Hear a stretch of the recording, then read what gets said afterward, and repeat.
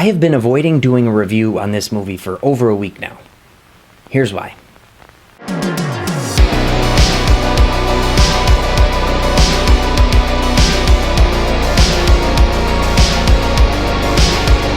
Salem's Lot is a 1979 two-part miniseries that is based on the famous novel by Stephen King. Some of my 15-year-old brother's friends check out these reviews and often don't know a lot of the things I'm referencing. So for people like them who may not know, Stephen King is one of the greatest horror writers, and greatest writers for that matter, of all time. He's written things like It, Carrie, Pet Sematary, and many more.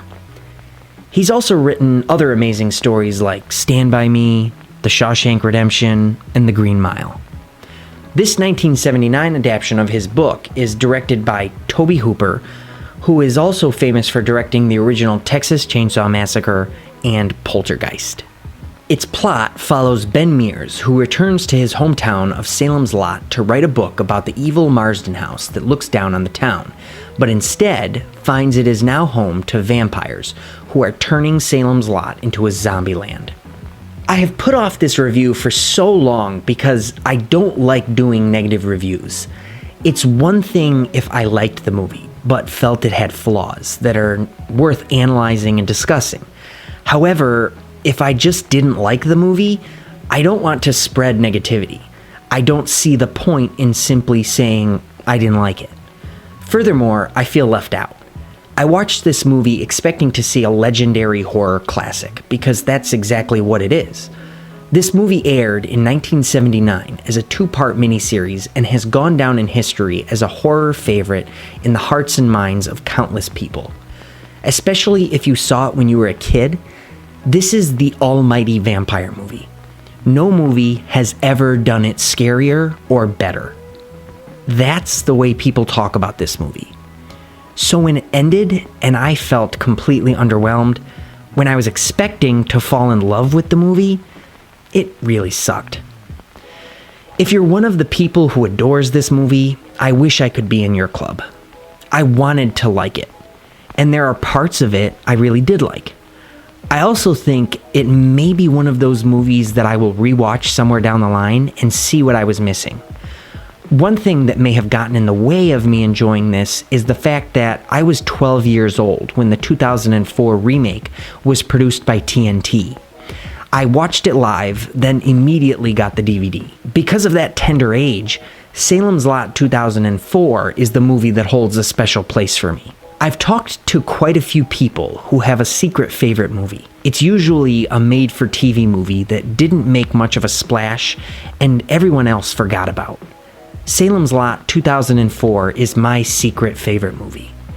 I would probably never recommend it to anyone, but it's a movie I would play on an endless loop and can still watch over and over 15 years later.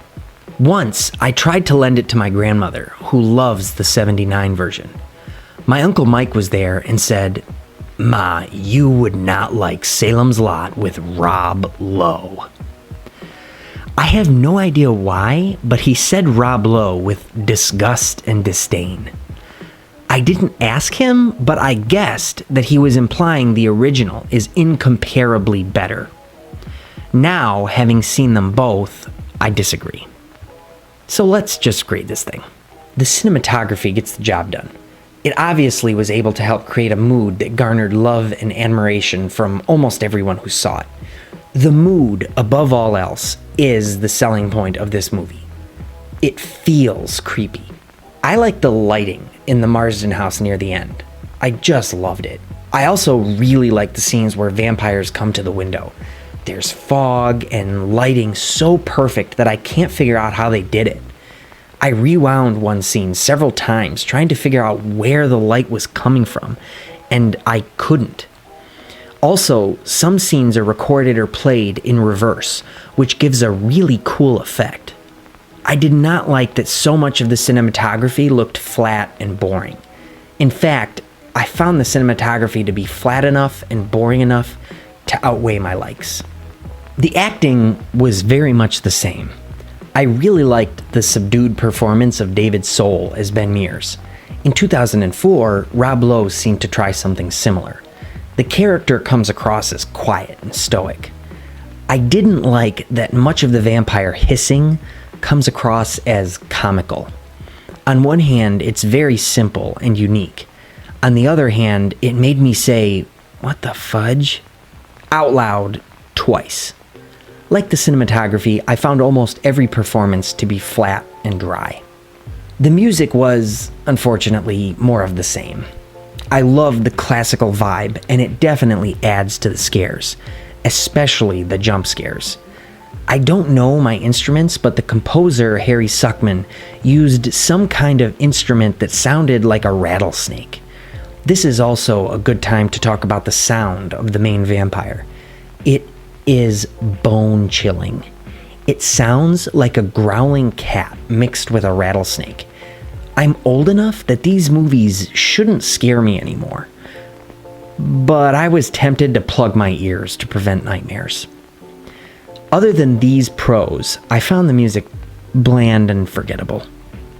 Critics almost completely disagree with my feelings on the movie. The Rotten Tomatoes critics consensus reads, "Director Tobe Hooper and a devilishly charismatic James Mason elevate this television adaptation of the Stephen King novel, injecting the vampiric tradition with fresh blood and lingering scares." 88%. Audiences are a little mixed. Based on 31,936 reviews, Salem's Lot has a 64% audience score on Rotten Tomatoes. The story for me was where all the problems come in. I've never read the book, so I cannot reference it. However, I have seen the 2004 version, which is 19 minutes shorter and tells a lot more story. Salem's Lot 1979 is creepy, and that's what I like about it. It looks creepy, it sounds creepy, and it goes for a very straightforward horror movie. A 3-hour and 20-minute horror movie. I'm going to say that again. A 3-hour and 20-minute horror movie.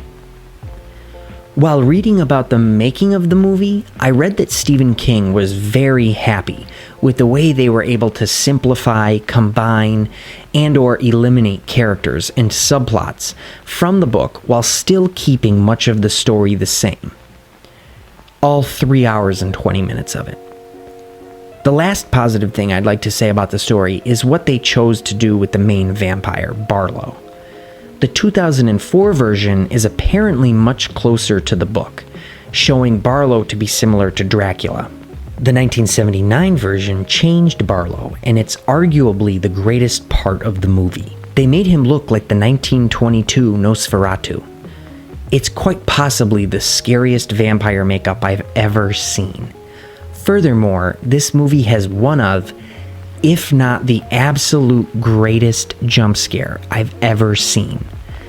But we'll talk about that after. Final score, 5.52 out of 10. I'd recommend this movie to anyone who likes vampire movies, Stephen King stories, or old school horror movies. Currently, it's playing on Shudder, which is where I've been finding a lot of these cool horror movies. So the final thing I'd like to talk about is possibly the greatest jump scare I've ever seen. If spoilers aren't for you, I'd like to say thank you for checking out this review. I hope you liked it, and be sure to let me know what movie we should talk about next. So, there is a scene in a jail cell in the middle of the night. The prisoner wakes up when he hears something moving outside of his cell. He looks out, but it's dark, and his vision is blurry from sleep. A dark, mysterious hand waves his cell door open. He rubs his eyes. The camera cuts to his point of view, and Barlow Nosferatu jumps into frame. The scary music booms, the sound of his hiss growl curdles your blood, and his terrifying makeup makes your eyes widen in disbelief, even though every instinct is telling you to close them before the camera turns back. And it does. My girlfriend was watching with me and scared me even more than the movie. She literally bounced in her seat and screamed at the top of her lungs, "Holy fuck!" Although I disliked the movie, I have to give credit to this scene. Top 5 and possibly number 1 jump scare I have ever seen. To everyone out there, thank you for listening or watching. I hope you enjoyed the review, and be sure to let me know what movie we should talk about next.